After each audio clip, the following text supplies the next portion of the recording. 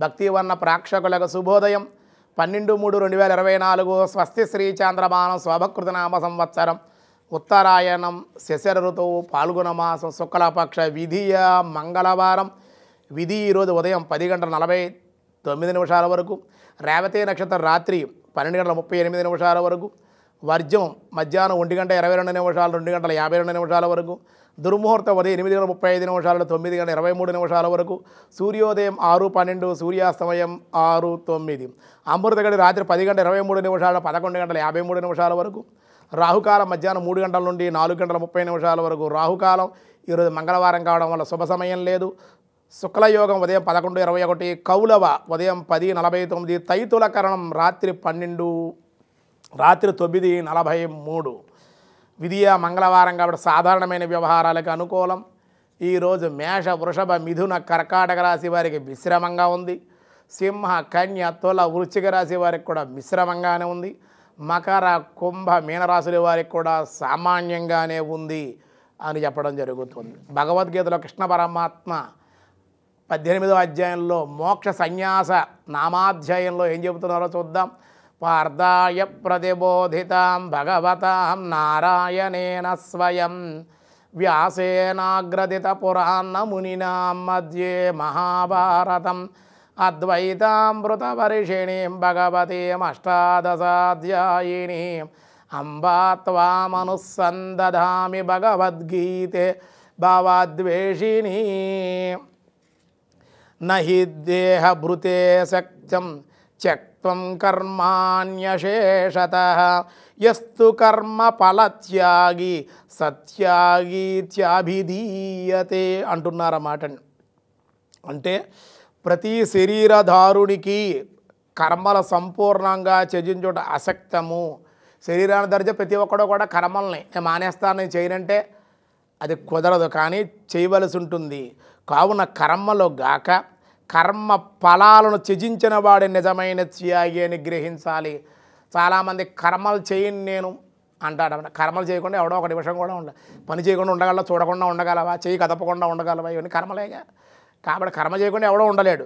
కానీ ఇది నేను చేస్తున్నాను అని అనుకో, పూజ చేస్తున్నా, జపం చేస్తున్నా, దానం చేస్తున్నా, ఏం చేస్తున్నా నేను చేస్తున్నా అనుకోకుండా ఉంటే చాలా ఫలం త్యాగం చేయడం, అది గ్రహించండి. ముందు కర్మలు మానేయటం కాదు, కర్మ ఫలాలు నీ మీద కర్తృత్వ భావం, నేను చేస్తున్నాను కర్తృత్వాన్ని పెట్టుకోకరా.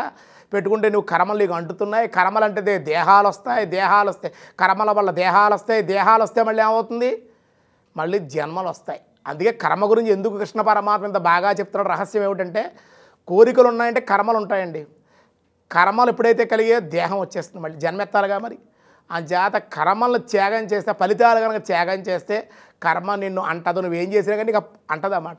అది కృష్ణ పరమాత్మ ఇందులో చెప్పే రహస్యం ఏమిటంటే అది గ్రహించ. భగవద్గీతలో చదువుతూ ఉంటే ప్రతిరోజు కూడా చదివే కొద్దీ కూడా ఏదో ఒక రహస్యం మనకు బయటకు వస్తూనే ఉంటుంది. అందులో ఉన్న గొప్పతనం ఇది విశ్వగ్రంథం. మన విశ్వంలో అందరూ కూడా చదవలసినటువంటి, తెలుసుకోవలసినటువంటి గ్రంథం భగవద్గీత. ఏదో మతానికో ఒక కులానికో దీనికో దానికో సంబంధించింది కాదు.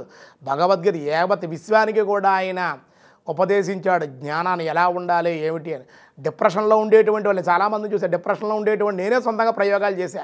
డిప్రెషన్లో మానసిక స్థితి సరిగ్గా లేక ఆడవాళ్ళు మగవాళ్ళు కూడా నా దగ్గరికి వస్తే కూడా వాళ్ళకు కూడా భగవద్గీత చదవగలరా అంటే చదవలేమన్నారు వాళ్ళు. అలాగే నేర్చుకోండి అని చెప్పి దగ్గర వాళ్ళ శ్లోకాలు నేర్పి, లేదంటే తాత్పర్యం చదవండి ముందు. మీరు తాత్పర్యం చదివితే శ్లోకం ఆటోమేటిక్గా మీరు చదవకపోయినా పర్వాలేదు, మీకు అర్థమైపోతుందని తెలుగులో ఉన్న తాత్పర్యాన్ని చదవమనేవాడిని. ప్రతి శ్లోకాన్ని చదువుతుంటే వాళ్ళు నిజంగా గురువుగారు చాలా ఆరోగ్యంగా ఉన్నాం, ఆలోచనలు పరిగెట్టట్లేదు, ఆలోచనలు తగ్గిపోయే, మాకు సూసైడ్ చేసుకోవాలనేటువంటి దాంట్లోకి వెళ్ళిపోయాం కూడా మేము అని చాలామంది చెబుతున్న భయం వేసింది. నాకు ఆశ్చర్యం కలిగి అటువంటి వాళ్ళు ఈ భగవద్గీత ఆధారంగా ఇప్పటికి కూడా వాళ్ళు పారాయణ చేసుకుంటూ రోజు కూడా చదువుతూ ఉంటే జీవితంలో ఎలా మసలాలి. ఈవేళ ఏంటంటే తినే ఆహార పదార్థాల వల్ల కానివ్వండి, ఇవన్నీ ఫ్రైడ్ రైసులు, బిర్యానీలు, భోజనాలు కూడా రాష్ట్రాలు విడగొట్టేసినట్టుగా భోజనాలు కూడా విడగొట్టేశారు కదండి. ఈవేళ భోజనాలు విడగొట్టేసి ఫ్రైడ్ రైస్, దాల్ రైస్, పప్పు అన్నం కదా దాల్ రైస్, కర్డ్ రైస్, పెరుగు రైస్ అన్నమాట, సాంబార్ రైస్, రసం రైస్, ఆ రైస్, జీరా రైస్, ఇలా భోజనాన్ని అనేక రకాల భాగాలుగా విడగొట్టి పాడేసేసి అందులో నూడిల్స్ గీడిల్స్ ఏవో కొత్తగా మ్యాగీలు గీగీలు, చైనా వాళ్ళు, పాకిస్తాన్ వాళ్ళది, ఆఫ్రికా వాళ్ళు, దుబాయ్ వాళ్ళు, రకరకాల దేశాల వాళ్ళు అన్నీ కూడా పట్టుకొచ్చి మన నెత్తి మీద పెట్టి మన ఆహారం, ఆ భారతదేశంలో ఉన్న ఆహారాన్ని మించిన ఆహార పదార్థాలు ఆ శరీర ఆధ్యాత్మిక శరీర దేహాన్ని ఎంత శక్తిని ఇస్తుంది. బ్రిటిష్ వాడే ఆశ్చర్యపోయాడు ఆ యుద్ధ సమయంలో. భారతీయులకి ఎందుకు ఇంత ఇంత బలంగా ఇంత పటిష్టంగా ఉన్నారో, వీళ్ళకి కొడుతున్నా కానీ భయం కలగట్లేదు, బాధ కలగట్లేదు. ఎందుకు అంటే వీళ్ళకి సిల్వర్ పదార్థాలు, సిల్వర్ పాత్రలు ఇవ్వండి, వీళ్ళు అందరూ వండుకు తింటారు వీళ్ళు. మళ్ళీ మనం అది తెచ్చుకుంటున్నాగా చక్కగా కుక్కర్లో గిక్కర్లో అవన్నీ తెచ్చుకుంటున్నాగా. ఆ కుక్కర్లో వండి పెట్టండి, వీళ్ళు చక్కగా కుక్కర్లు అలవాటు చేయండి, వీళ్ళకి కుక్కల కింద వీళ్ళు ఉంటారని చెప్పి బ్రిటిష్ వాడు అలవాటు చేస్తే మళ్ళీ ఆ కుక్కర్లో సిల్వర్ పాత్రలో వండుకు మనం మళ్ళీ దేహాన్ని ఉండేటువంటి అనారోగ్య సమస్యలన్నీ కూడా మనతో కొని తెచ్చుకుంటున్నాం. కారణం వాడు అదిగా భారతీయుల యొక్క ఆహార విహారాలలో సాంప్రదాయం పద్ధతులు హైందవ సాంప్రదాయంలో ఎంతో గొప్ప విశేషం ఉంది కాబట్టి పూర్వీకులు అవన్నీ పెట్టారు. మన భక్తివనంలో చెప్పే విషయాలన్నీ ఇవే రహస్యాలు, మనం మరిచిపోయిన విషయాలే మళ్ళీ జ్ఞాపకం చేయడం జరుగుతుందన్నమాట. కాబట్టి ఇక్కడ కృష్ణ పరమాత్మ ఏం చెబుతున్నాడంటే విశేషంగా కర్మలను త్యాగం చేయడం కాదు, కర్మఫలాలను త్యాగం చేయండి అనే విషయాలు మనకు తెలియజేస్తూ ఉన్నారు. మిగతా విషయాలు రేపు చూద్దాం. ఈరోజు స్వస్తి.